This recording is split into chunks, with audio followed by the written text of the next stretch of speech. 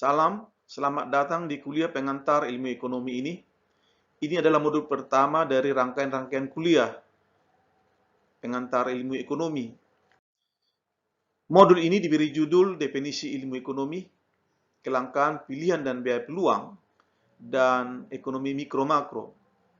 Sesudah mempelajari modul ini dan menyelesaikan soal-soal, Anda akan mampu untuk 1. Mengetahui definisi ilmu ekonomi.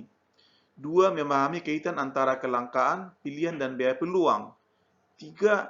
Memakai rupa kemungkinan produksi untuk menjelaskan kelangkaan, pilihan, dan biaya peluang.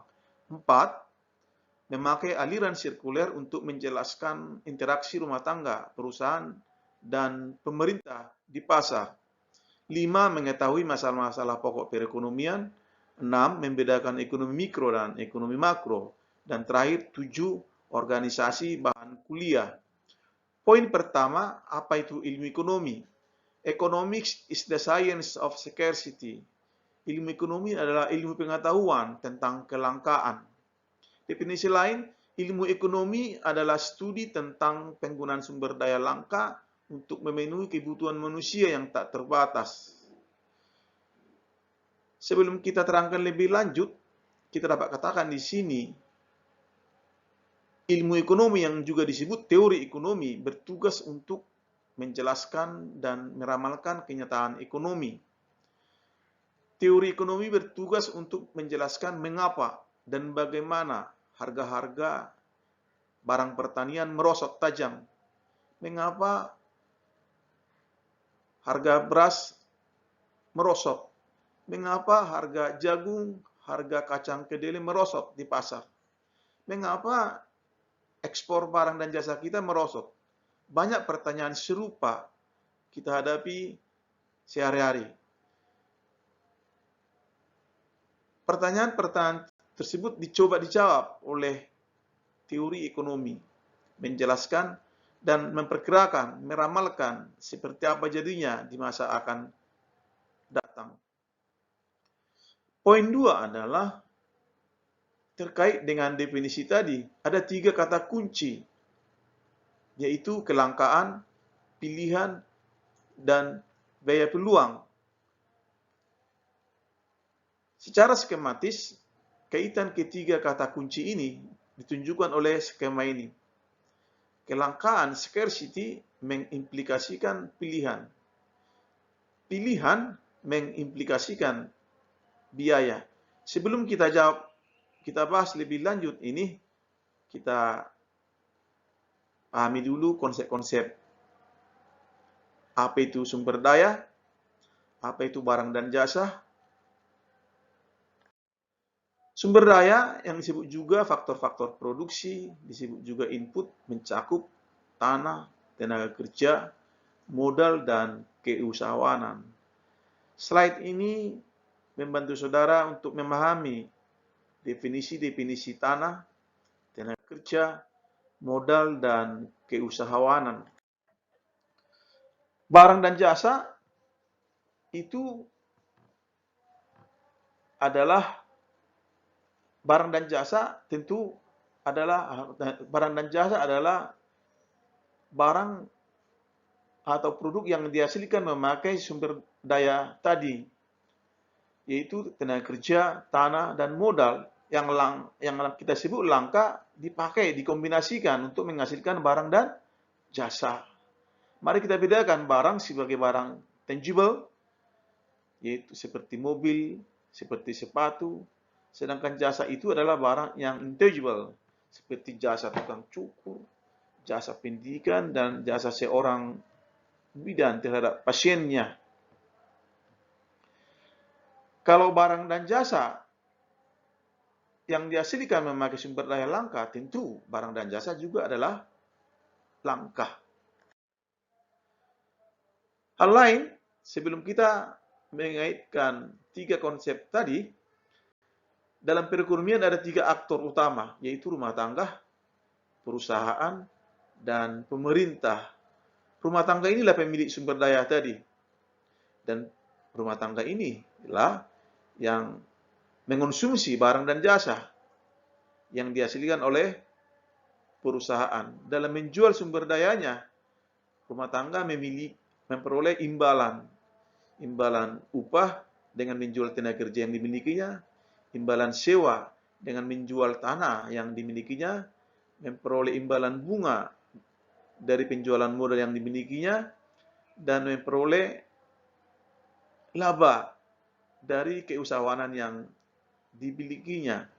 Perusahaan itu adalah pihak yang memakai sumber daya tadi untuk menghasilkan barang dan jasa. Perlu kita tahu di sini barang dan jasa yang dihasilkan oleh perusahaan itu adalah barang privat. Kita tidak terangkan lebih jauh ini, tapi secara umum beras itu adalah barang privat. Kalau si A membeli sekarung beras, maka tak ada lagi kesempatan si B atau si C atau yang lain untuk membeli beras yang sama. Itu adalah barang privat.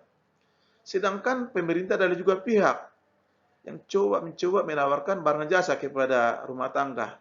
Barang dan jasa yang dihasilkan oleh pemerintah adalah barang publik. Barang publik itu dicontohkan oleh, katakanlah, contoh sederhana, katakanlah saluran televisi. Kalau si A membuka saluran televisi Kompas misalnya, dia menikmati jasa televisi Kompas. Ini tidak akan mengurangi kesempatan si B, si C atau yang lain untuk menikmati saluran yang sama. Banyak contoh lain dari barang publik. Seringkali dalam perekonomian menjadi persoalan adalah perimbangan antara barang publik dan barang privat. Tidak kita persoalkan lebih lanjut ini, tapi ini adalah isu besar dalam sebuah perekonomian ketika barang publik tidak tersedia secara memadai daripada barang privat. Pasar adalah tempat di mana interaksi rumah tangga, perusahaan, dan pemerintah.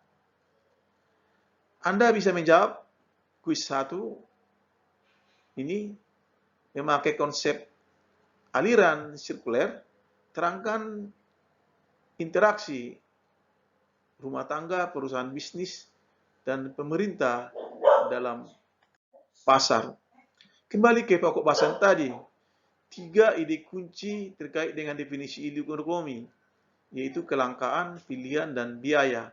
Kelangkaan, scarcity, mengimplikasikan pilihan, choice. Choice mengimplikasikan selanjutnya biaya. Kelangkaan berarti ketidakcukupan sumber daya untuk menghasilkan barang dan jasa. Karena kelangkaan sumber daya, orang dipaksa memilih. Katakanlah ada 3 hal, katakanlah A, B, dan C, dan seterusnya. Orang tak bisa menanami banyak tanaman dalam lahan yang sama. Orang harus memilih dan tidak menanam yang lain. Katakanlah lahan yang sama, sebuah lahan ditanami padi, maka kita tidak bisa memilih menanam tanaman yang lain seperti jagung, cabai, dan sayuran atau lainnya. Kita harus memilih padi, tidak memilih lainnya. Tentu tidak memilih lainnya inilah yang menimbulkan biaya. Biaya dimaksud di sini adalah dengan menanam padi, kita tidak memperoleh manfaat lagi berupa jagung, berupa kacang kedelai, berupa jasa posko keamanan sebuah kelurahan, karena memilih tanaman padi tadi. Sekali lagi, karena langka, orang dipaksa memilih. Dan dalam memilih, orang memikul biaya. Biaya yang demikian disebut dengan biaya peluang dalam ilmu ekonomi. Beda dengan biaya yang diartikan dalam akuntansi, yaitu accounting cost. Biaya peluang tersebut didefinisikan sebagai hilangnya peluang atau alternatif terbaik berikutnya. Opportunity cost is the next best alternative that is lost, yang hilang when undertaking any activity. Contoh biaya peluang. Seseorang membeli mobil baru, apa biaya peluangnya? Tentu manfaat enaknya wisata ke Eropa, imbalan penghasilan uang kalau berinvestasi di bursa, atau jasa, atau kemampuan, keahlian yang diperoleh andai kuliah di perguruan tinggi yang terbaik. Tapi karena ia memilih mobil, ia tidak menikmati manfaat-manfaat tadi. Sekali lagi, itu yang dimaksudkan sebagai biaya peluang. Contoh kedua, seorang karyawan swasta memilih kuliah dengan menghabiskan dana 100 juta selama 4 tahun untuk memperoleh gelar sarjana. Apa biaya peluangnya? Biaya peluangnya bukan biaya hanya 100 juta yang dihabiskannya, tapi apa yang dapat dilakukannya dengan memakai uang 100 juta, mencari penghasilan yang lain. Atau penghasilan lain dengan memanfaatkan waktu yang dihabiskannya selama 4 tahun. Itu biaya peluang dimaksud. Itu biaya peluang dimaksud. Bukan hanya uang yang dihabiskannya sebanyak 100 juta rupiah tadi. Contoh ketiga, sekarang ini dunia termasuk Indonesia menghadapi pandemi virus corona.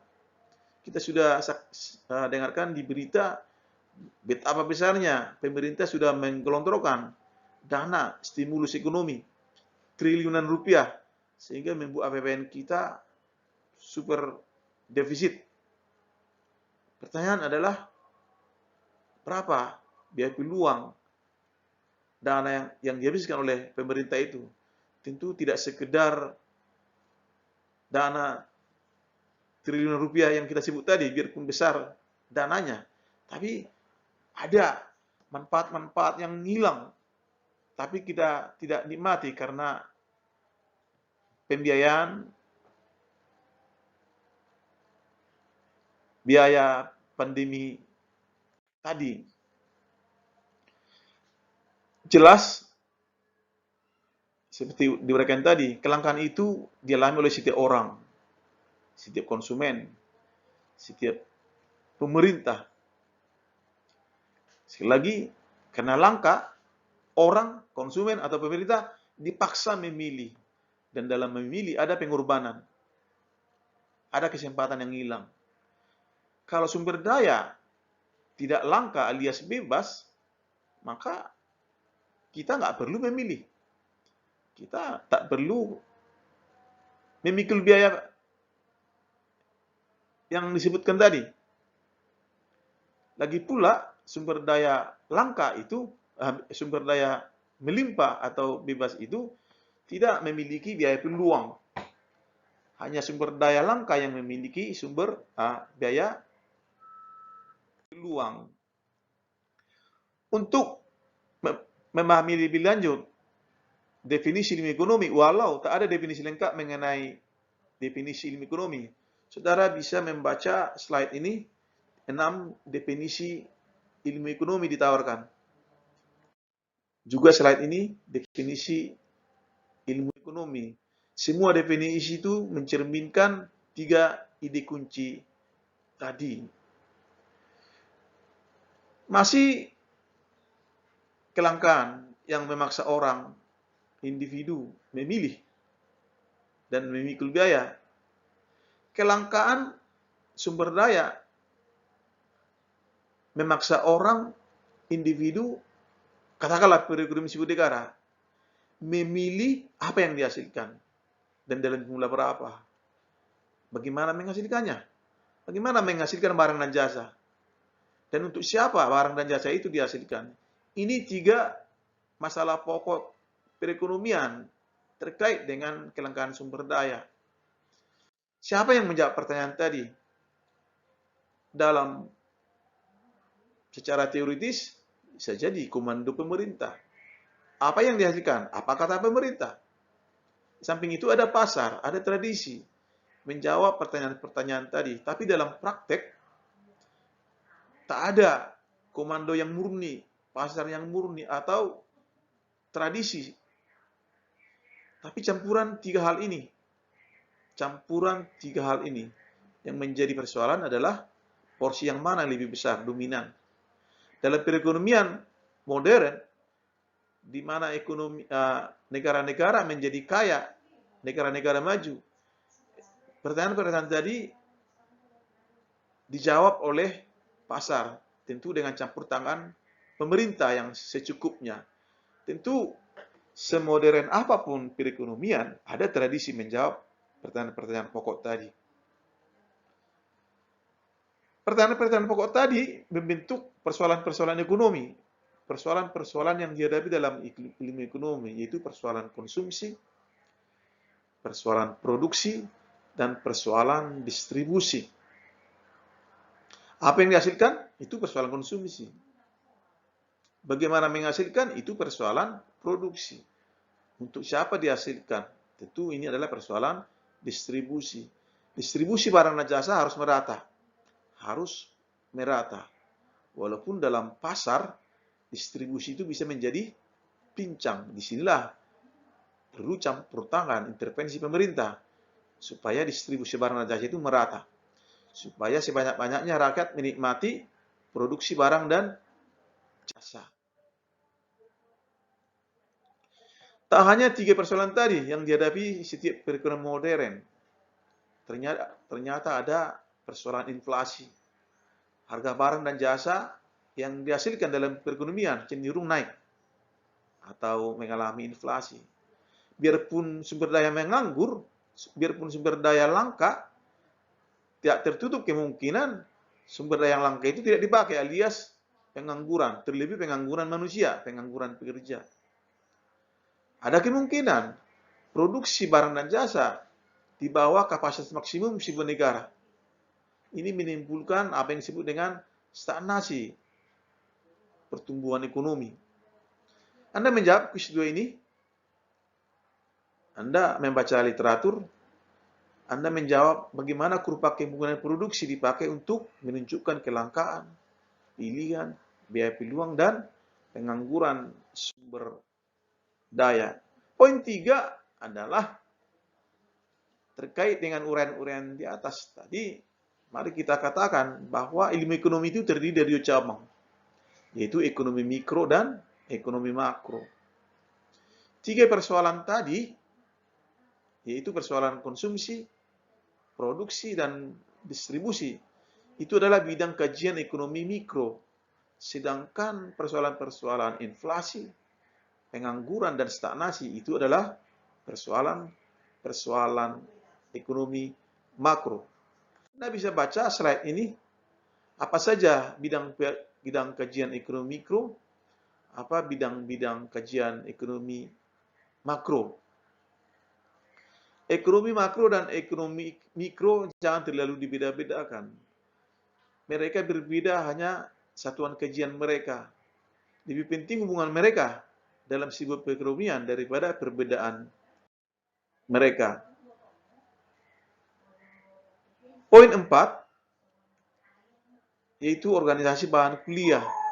Karena ini adalah pengantar ilmu ekonomi, tentu kuliah-kuliah kita itu terbagi atas 2 bagian, yaitu kuliah ekonomi mikro dan kuliah ekonomi makro. Yang mana kita kuliahkan lebih dahulu tidak persoalan.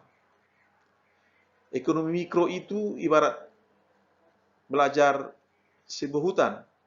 Secara analogi, ketika kita mau memahami sebuah hutan, kalau kita mencoba memahami isi hutan, itu adalah ekonomi mikro. Tapi kita tidak cukup hanya memahami isi hutan.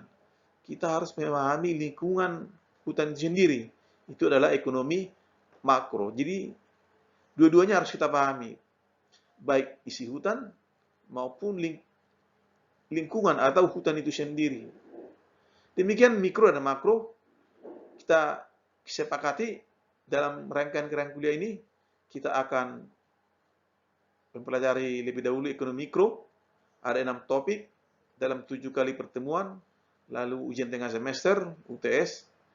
Selanjutnya, 6 topik ekonomi makro, lalu diakhiri dalam 7 kali pertemuan, lalu diakhiri dengan ujian akhir semester, UAS. Baiklah, untuk memahami uraian-uraian tadi, Anda mencoba latihan soal-soal ini. Anda pilih soal yang lebih mudah dulu. Anda sudah bisa menjawab soal-soal ini dari uraian-uraian kita tadi. Tapi ada soal-soal opsional. Anda bisa menjawabnya, Anda bisa mengabaikannya. Tapi saya anjurkan Anda harus mencoba menjawab soal-soal opsional ini. Referensi ada 4 di sini. Buku-buku economics. Tentu di pasar ada buku-buku microeconomics, ada buku-buku macroeconomics. Kita pilih judul-judul buku economics. Buku-buku ini ada di pasar, tersedia di pasar, baik bentuk aslinya maupun terjemahannya dalam bahasa Indonesia. Anda bisa membandingkan uraian kita tadi dengan membaca keempat buku ini. Demikian pembahasan kita mengenai definisi ilmu ekonomi, kelangkaan, pilihan, dan biaya peluang. Dan ekonomi mikro makro. Untuk mendalami materi ini lebih lanjut, Anda dapat membaca literatur yang kita sebutkan tadi. Terima kasih dan sampai bertemu di materi selanjutnya.